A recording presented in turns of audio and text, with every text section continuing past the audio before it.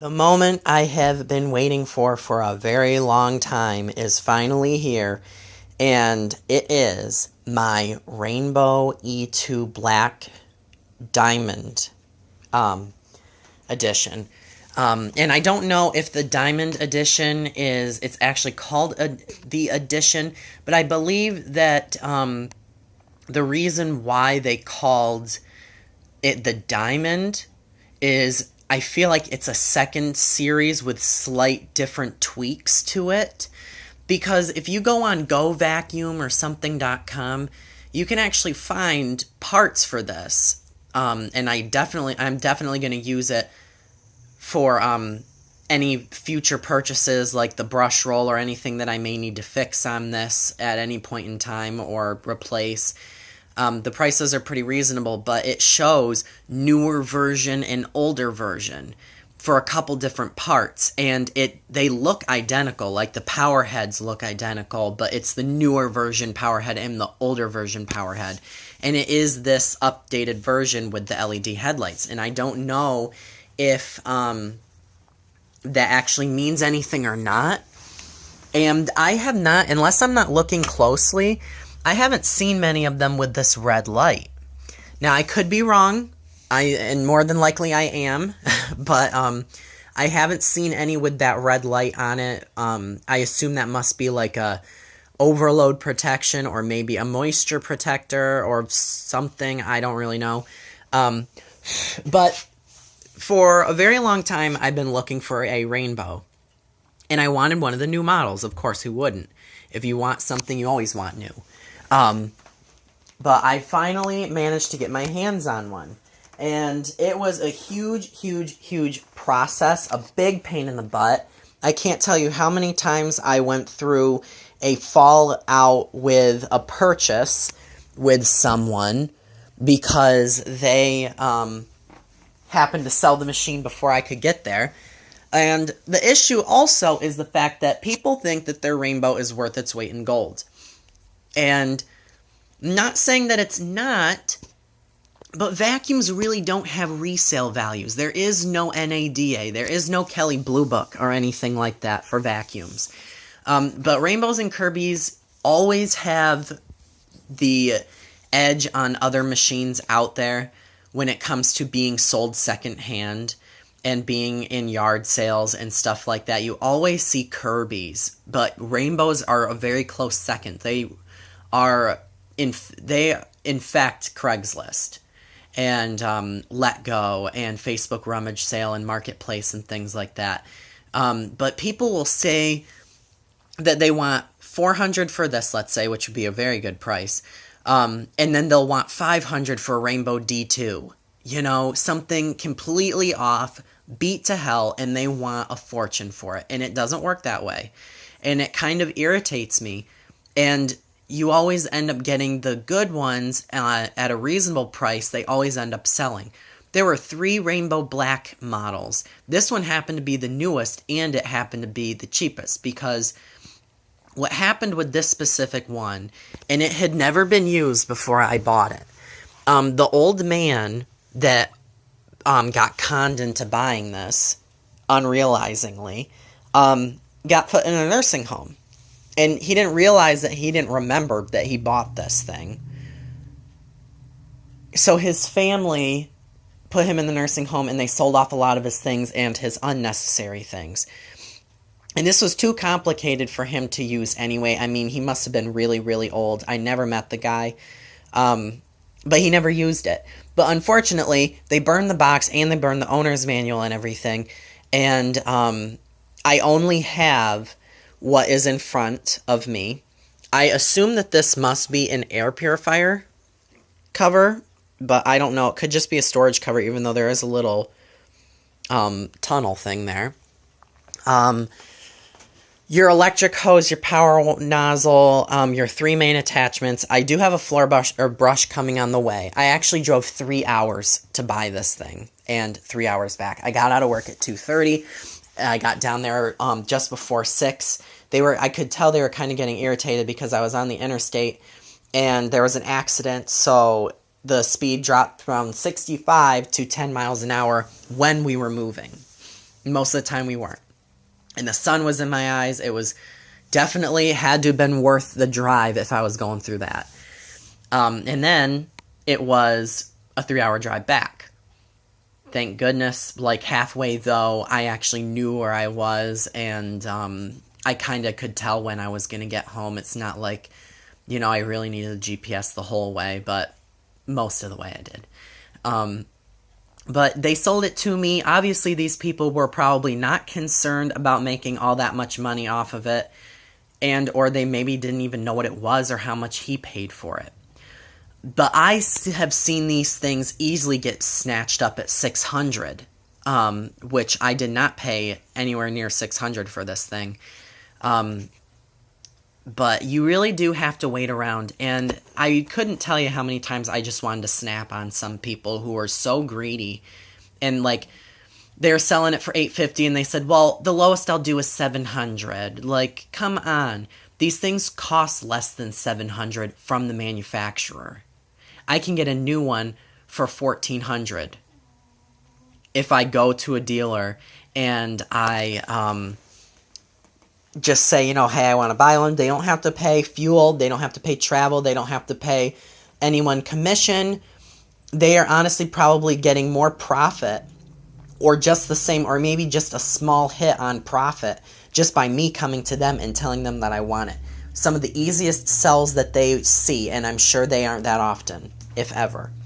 But I was going to do it that way, but I decided not to because I felt like I could get a better deal, and lo and behold, I did. Now, a few things that I've never really cared for about rainbows, and a few that I really don't care for this particular model. I don't like the floor or the foot or the rocker switch placed back here because it's on a down slope. It's hard to get with your toe, especially if you're standing in the front. I really wish they would have stuck with the D4 style and put it on here, or even done a fingertip control. They've already got electric running through it. Why can't they do a fingertip control and a motor-mounted control? I understand why they need that there for the air purifier, so please don't tell me through my comments that the reason why they have that is so people can turn it on to purify their air without the hose. I know that. I just don't see why they can't add fingertip controls, because it's kind of a pain to have to go find the vacuum to turn it off.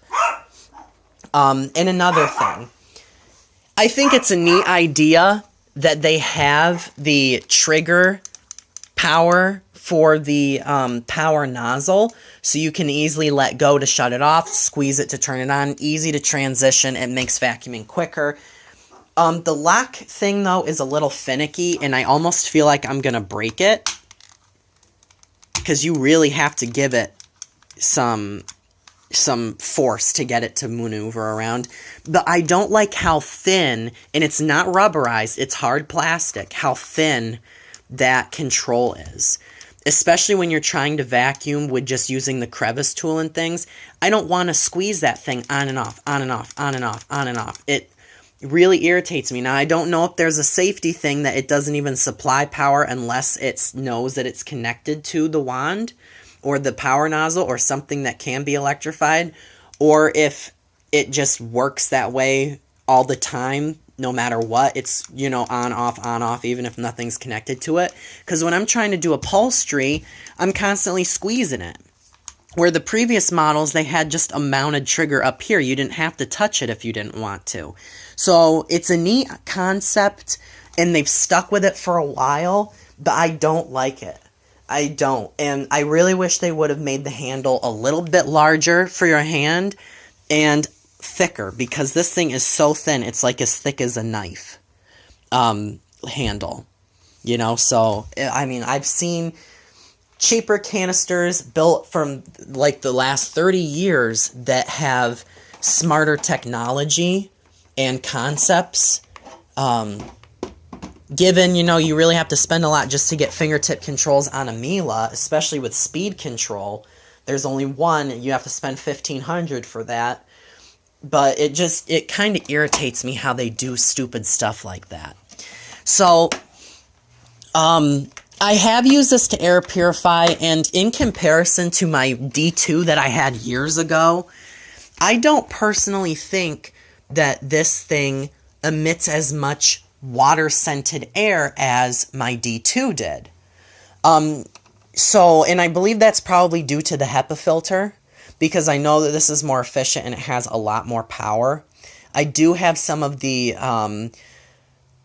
air freshener rainbow stuff that makes it smell like hospital, and I don't even know as if I'm going to care for that.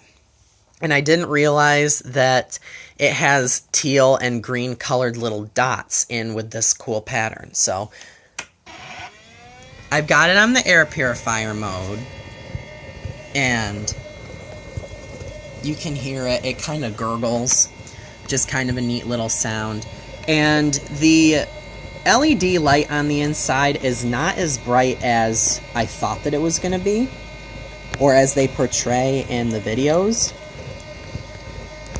Trying to get the separator. Guess you can't really get a good shot of it.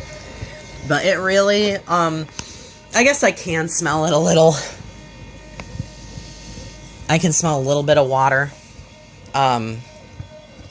But it is a pretty neat little machine, and I'm going to hook it up and I'll do a quick vacuuming, and then I may do a better video later on of this versus something else.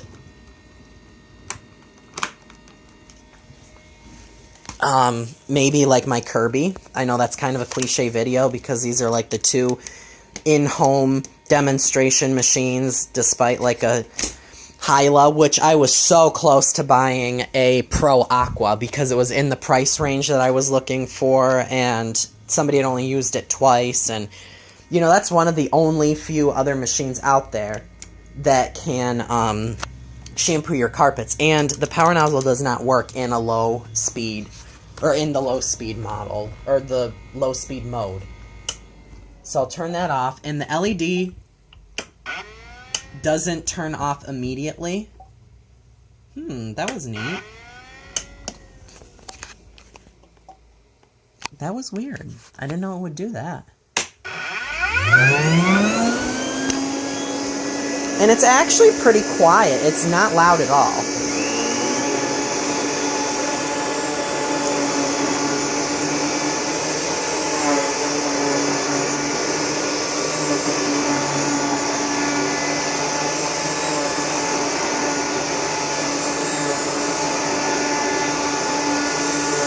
And the little edge brushes actually spin slower than the main brush.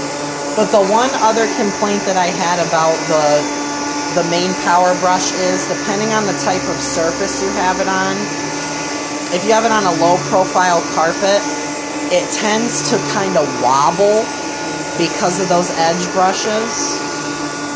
So it kind of makes it funky to use. But I really like the length of the hose on this thing. It makes it so much easier to vacuum because you don't have to move the machine at all. If I had my white Kenmore out, I would have had to move that thing like 12 times just to be able to do what I've done so far, and I have not moved the Rainbow at all. So I think that that's really neat. And I found that I like to keep the attachments on the front of the machine, just because the other day when I wanted to do the cat scratching post, I had to go and find the attachments where I can just mount them on the front of the machine. But the nice thing about a Rainbow is you can keep it running because it's still doing something even when you're not vacuuming. So that's my Rainbow. I really like it. It's going to take a little bit of time before I can really determine as to whether I think that it is the best machine I own or to categorize it. This will be the first time I've vacuumed with it, and it's actually been a couple days, maybe 1.5 days since I vacuumed with something else. So we will see what it picks up, and I'm not going to show that on here, but I will determine as to where I think this thing slots, because I think my Kirby at the moment may do a little bit better. Thank you.